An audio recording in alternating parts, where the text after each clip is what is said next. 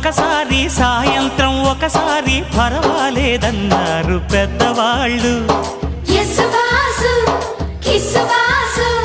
సావిట్లో ఒకసారి సందిట్లో ఒకసారి చలి కాగాలన్నారు చిన్నవాళ్ళు.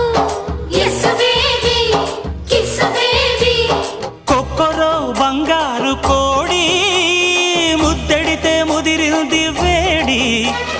పిల్లగో చూశాని నాడి అదిరింది కన్నెబాడి. గుట్టుగా దోపిడి చెయ్యనా గుమ్మడి తాళలేను తీపి రాపిడి. నిన్నేమడగను ఎట్టాడగను ఒకసారి ఒడిలోకి రమ్మని.